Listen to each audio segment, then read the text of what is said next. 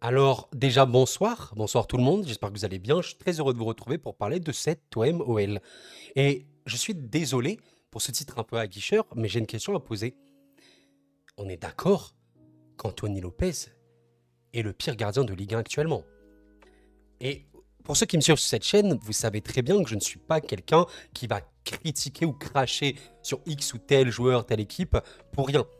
Là, je considère réellement qu'il y a un énorme problème avec Anthony Lopez et pas que. Les amis, voilà, donc on se retrouve pour évoquer ce match que Marseille a gagné, mais y avait-il un suspense? Mais une situation lyonnaise, on va l'évoquer évidemment, cataclysmique. Et je pense qu'on va commencer par Lyon. Amis marseillais, si vous êtes là, on parlera de vous plus tard dans la vidéo, ne vous inquiétez pas.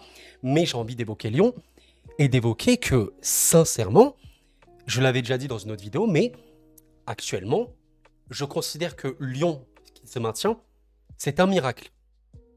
C'est un miracle. Les manques à cette équipe sont flippants. Et là, on a atteint, je vais pas dire le point de non-retour, mais voilà, ça c'est les stats bruts et purs. Tu tires 6 fois, tu cadres une seule fois sur un corner, je crois, un truc vraiment pas beau. Qu'est-ce que tu as fait? Mais l'aspect défensif de l'équipe, les amis, j'ai vu des choses cramées dans ma vie. J'ai déjà vu un barbecue, genre une viande bien cramée. Tu vois, la viande, elle est brûlée un petit peu. Les amis, Lovren, il sait pas, il est cramé là. Il est en combustion. Le mec, c'est bon, il est brûlé en fait. Lopez, honnêtement, je pourrais le noter 1 sur 10 dans ce match. Et pas que. Et on va me dire, oui, mais Koro, tu es trop sévère. Lopez, il fait des arrêts, etc. Oui et tout. Alors, il fait des arrêts, d'accord. En plus, il fait des arrêts spectaculaires, ça, en montrant qu'il est fort et tout. Ok, il fait des arrêts. Cela dit, il a les pires rapports performance de tous les gardiens de Ligue 1. Et ça, les amis, ça signifie quelque chose. J'ai un excellent graphique à vous montrer de la part de DataFoot sur Twitter. Je vous invite à le follow comme d'habitude. J'utilise beaucoup son travail parce qu'il est très bon. Il a fait ce tableau concernant, avant le match, hein, évidemment, des performances de Marseille et de Lyon. Et Lyon, on peut remarquer quelque chose d'assez cataclysmique. C'est que, niveau performance, occasion de but, eh ben, Lyon est littéralement l'équipe qui a le moins d'occasions de but en Ligue 1. Donc offensivement, je sens qu'il y a un problème. L'efficacité offensive, ben, c'est ça qui est aussi grave, c'est que Lyon n'a pas beaucoup d'occasions, mais pourrait compenser par une équipe qui est extrêmement efficace. Eh ben, ce n'est pas le cas. Ce n'est pas le cas. Lyon est, de loin, la pire équipe au niveau de la finition en Ligue 1. Rendez-vous compte. Ensuite, on a la position de 30 mètres adverse, mais bon, en vrai, à quoi ça sert si c'est stérile? Comme on le voit, regardez 5ème, donc Lyon est une des équipes qui a le plus le ballon dans les 30 mètres adverses. Mais ils font rien avec. C'est très grave. Et voilà, les occasions concédées, vous ne rêvez pas. 15e, donc Lyon est quasiment la dernière équipe niveau occasion concédée, c'est-à-dire que Lyon subit énormément, concède beaucoup trop d'occasions. Et je pense qu'avec ce match-là contre Marseille, ils vont descendre 16e, voire 17e. Je pense pas 18e quand même, mais voilà. Et les performances du gardien, et ben comme vous pouvez le voir, Lyon, d'ailleurs c'est vrai que celui de Marseille n'est pas très bon non plus, mais Lyon, Anthony Lopez, les amis, et ben il est littéralement dernier. Ça signifie que le rapport performance-arrêt de Lopez est cataclysmique. Il devrait faire beaucoup mieux. Et oui, on va me dire, oui, Lopez fait des arrêts. Et j'ai déjà vu des phrases, mais estimez-vous heureux à Lyon, sans Lopez, on est dernier, on est en Ligue 2 et tout. Mais les amis, avec Lopez, Lyon est dernier. C'est ça, en fait, le gros problème. Et là, si on regarde un peu le bilan comptable, on parle d'un Lyon qui a 7 points. Ok, nous sommes bientôt en 2024, hein, je rappelle. 7 points, 14 matchs. Donc 14 matchs, les amis, c'est rendez-vous compte. Hein. Nous sommes quasiment à la moitié des matchs joués. Et Lyon n'a même pas 10 points. Il faut se rendre compte de la situation. 27 buts encaissés. 27 buts encaissés. Donc la pire défense de Ligue 1 devant Lorient et devant, il me semble, Nantes. Voilà. Et 11 buts marqués. Donc la deuxième pire attaque de Ligue 1. Et comme vous pouvez le voir, avec des performances très minables. À quoi ça sert d'analyser ce match? Sincèrement, je vous le demande. À quoi ça sert d'analyser ce match? C'est pas pertinent. Pourquoi? Parce qu'on est vraiment face à l'exemple d'une... comment vous dire? Marseille est une équipe qui, certes, ne va pas forcément extrêmement bien, mais faut pas se mentir, depuis ces derniers matchs, c'est bien meilleur. Hein, vraiment, voilà, cette défaite-là contre Lens, elle a eu lieu. Mais avant ça, tu regardes, tu as gagné contre Athènes, tu as fait un match nul contre Lille, tu as gagné contre Athènes encore une fois, tu as fait un match nul ici, tu as gagné là, et tu as gagné là. Voilà, trois victoires de suite pour Marseille. Je crois que c'est la première fois de la saison qu'ils font ça. Toutes compétitions confondues, évidemment. Et donc, c'est une équipe quand même qui va mieux. Mais là, sincèrement, ce match-là, ça me faisait vraiment penser, vous savez, un petit peu le petit enfant qui se fait maltraiter contre le grand et il ne peut rien faire. Et c'est littéralement ça, parce que oui, oui, si on analyse un petit peu, il y a quand même quelques actions côté lyonnais. Il y a quand même, voilà, Morera, Noama, tu sens que sur les côtés, ils peuvent tenter, sur un centre, sur un malentendu, ça va passer, etc. Mais quand tu vois la performance de Cherki notamment, elle est assez minable, sincèrement, elle fait vraiment, vraiment beaucoup de peine. Le double pivot, Akuoku, qui a créé, je vais pas dire qu'il s'est fait bouffer, mais un petit peu, surtout que Beretois était, je trouve, vraiment bien, bien meilleur. On va en parler après de Marseille. Et voilà, Enrique, il a tenté une petite percée en début de match. Ça a fait quoi? Mata, il a joué Mata. Et comme je l'ai dit, O'Brien, il fait ce qu'il peut. Mais quand il est accompagné par Lovren, les gars, ça me fait peur. O'Brien, je rappelle, hein, l'Irlandais, il a 22 ans, ok? Il a 22 ans. Son compère en défense centrale, c'est Lovren, 34 ans, qui est complètement cramé à l'extrême. Le joueur est totalement absent. Totalement absent. Et les amis, j'ai trouvé un graphe que j'ai envie de vous montrer pour appuyer un petit peu mes propos, même si Tolisso n'a pas joué. Pour moi, ce qui arrive à Tolisso, c'est symptomatique de ce qui arrive à Lyon, tout simplement. Regardez le Tolisso de l'année dernière en bleu et le Tolisso de cette année. Et ben en fait, vous ne rêvez pas. Le Tolisso de l'année dernière, il était surtout d'un point de vue offensif bien meilleur que celui de cette année. Vous voyez, les passes clés, les passes en avant, etc. C'était vraiment bien meilleur. Et en fait, c'est symptomatique prochainement de Tolisso parce qu'en fait, pour moi, Lyon, c'est absolument tous les joueurs, mais je dis bien tout le monde, qui ont régressé et qui sont dans une crise de confiance à un niveau tel, c'est gravissime, c'est réellement gravissime. Et c'est-à-dire que même Lacazette, rendez-vous compte, qui avait claqué presque 30 buts l'année dernière en Ligue 1, aujourd'hui, bah en fait, il sert à quoi? Dans un effectif mort, dans une composition morte. Et il y a un ami qui m'a dit un truc très intéressant. Lyon mérite d'aller en Ligue 2, mais pas parce qu'il était mauvais ou vicieux ou quoi. Lyon mérite d'aller en Ligue 2 parce que Lyon ne travaille pas bien. À un moment, tu récompenses ceux qui bossent. Je suis désolé, c'est comme si, je sais pas, tu vas à l'école ou t'es au taf, etc. T'as un truc à rendre, t'as un devoir à faire. Ben, tu le fais pas du tout. Tu rends une copie blanche ou tu fais un truc dégueulasse. Ben, tu mérites quelque chose? Non, tu mérites pas trop parce que tu peux pas avoir la récompense vu que tu n'as pas travaillé. Ben, c'est la même chose. Lyon, peut-être qu'on me dire il travaille et tout, mais quand on voit l'organigramme de Lyon aujourd'hui, c'est un cataclysme. Ça me fait flipper de se dire que on parle d'un club qui est dans le panthéon du foot français. On parle d'un club qui a gagné 7 ou 8 fois la Ligue 1 de suite. Je ne sais plus exactement. On se rend compte de ça il y a 20 ans. Le football va très très vite. Lyon, il y a quelques saisons, battait Manchester City, je rappelle. Et donc, voilà, les amis, on est arrivé à un stade où pour moi, Lyon va aller en Ligue 2. Sincèrement, là, je ne suis pas quelqu'un de pessimiste dans la vie, mais je considère que Lyon n'a plus beaucoup de chances d'aller en Ligue 1. De rester en Ligue 1, je ne vois pas comment ils vont faire. Sincèrement, je ne vois pas comment ils vont faire. Là, tu as, regarde un petit peu les matchs que tu as eus, les matchs potentiellement prenables contre Lorient, contre Clermont, contre Metz, tu les as pas gagnés.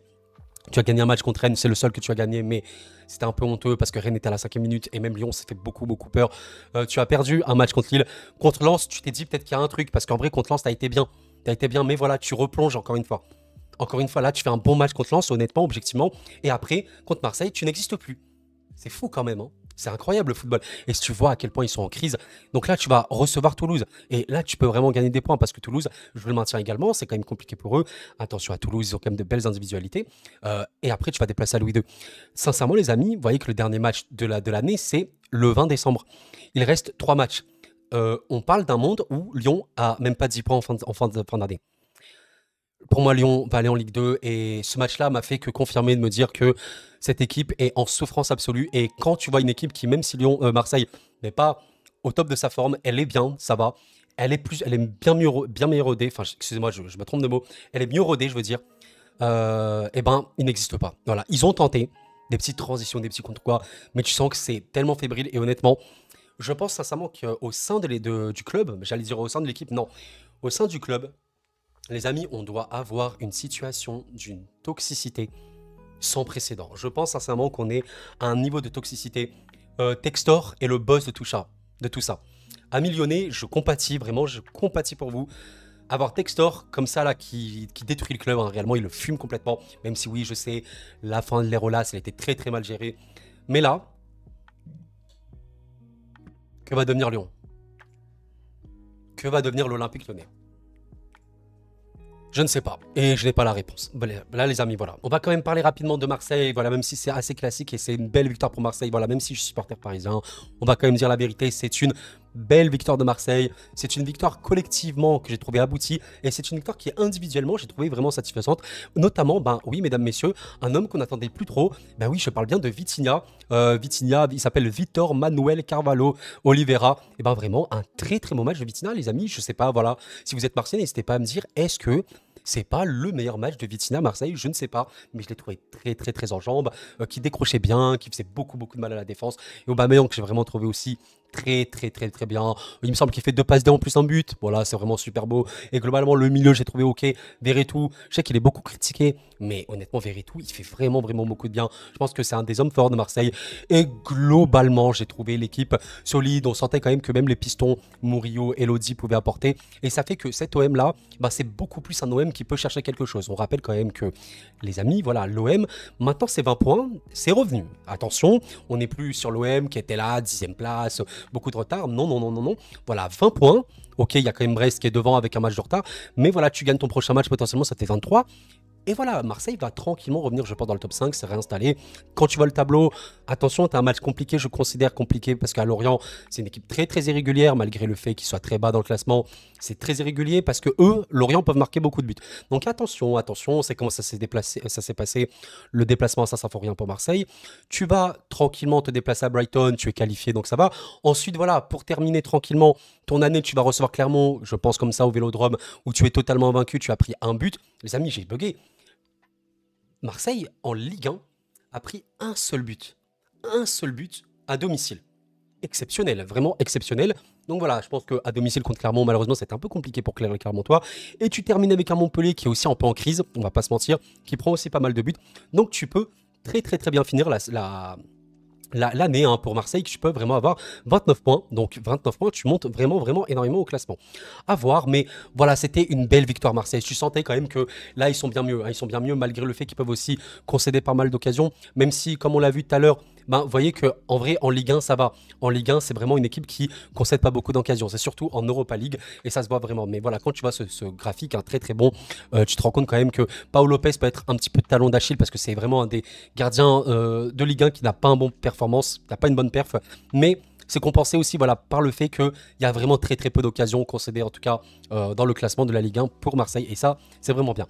Donc voilà, je pense que ils vont tranquillement s'améliorer. Quand tu vois par contre l'efficacité offensive, ça peut faire un petit peu peur. Donc je pense que c'est vraiment des très très bons signaux qu'Aubameyang et Vitinha ont été en forme parce que quand tu vois efficacité offensive 17ème, bah à part Lyon, c'est Marseille la pire équipe dans ce domaine-là. Ça ne finit pas c'est ses actions et je pense sincèrement que ce match-là va pouvoir mettre vraiment beaucoup de confiance aux deux et peut-être que Gattuso aurait trouvé un peu la compo cool parce que voilà avec ce double attaque enfin ce double attaque ça se dit pas deux attaquants de pointe comme ça c'est pas si mal mais j'aime bien vraiment le fait qu'Aubameyang peut être vraiment libre pas seulement en pointe qui peut aussi se déplacer sur le côté c'est très très très agréable et je pense qu'il peut être super fort voilà bon honnêtement les amis c'était pas un match exceptionnel mais j'espère que vous avez apprécié le débrief pensez à liker la vidéo et à commenter si ce n'est pas fait à commenter à vous abonner si ce n'est pas fait et commenter si vous voulez avec grand plaisir n'hésitez pas à me dire ce que vous en pensez de ce match mais voilà je réitère Anthony Lopez est-il le pire gardien de Ligue 1 vraiment je vais terminer sur ça parce que c'est vrai que j'ai oublié d'en parler côté lyonnais mais Anthony Lopez les amis à un moment il est vieillissant ok il a 33 ans et tout mais je comprends totalement qu'on dise qu'il y a des gens qui aiment Lopez, qu'ils le considèrent comme des gens de lyonnaise, ok, je peux comprendre. Mais à un moment, il y a tellement d'actions où il est à côté de la plaque. Il est 6 mètres avancé sur sa ligne, il crie. C'est anxiogène, enfin c'est anxiogène, en vrai c'est bien de crier sur un terrain de football, mais tu cries, pourquoi? Enfin je veux dire, tu n'es pas irréprochable, ok, tu peux booster les gens, ok, mais il est vraiment pas bon, il n'est pas bon du tout. Et aujourd'hui, Lyon ne peut rien espérer avec Lopez au cash, c'est une vérité. Je suis désolé. Et on peut retourner la question comme on veut. Oui, mais tu mets pas Lopez, on est dernier ou quoi? Lyon est dernier. Lyon a enfin oui, c'est la pire défense de Ligue 1. Lyon a en plus le pire rapport performance du gardien. Donc, il y a une raison, il y a une vraie raison. Et malgré le fait que Lopez parfois peut te faire des arrêts incroyables, aujourd'hui n'est pas au niveau, mais comme beaucoup trop de joueurs dans cette équipe. Voilà. Bref, amis lyonnais, vraiment, je compatis à fond. Ça va être chaud. Je pense que la Ligue 2, là, vous tend les bras, c'est malheureux. Et pour les Marseillais, ben, je pense sincèrement que ça va remonter tranquillement. Il y a moyen, avant 2024, avant la trêve, que ça s'installe tranquillement, top 5, top 5, top 4, je pense. Ça peut remonter. Maintenant, il faut confirmer. Attention, il faut confirmer.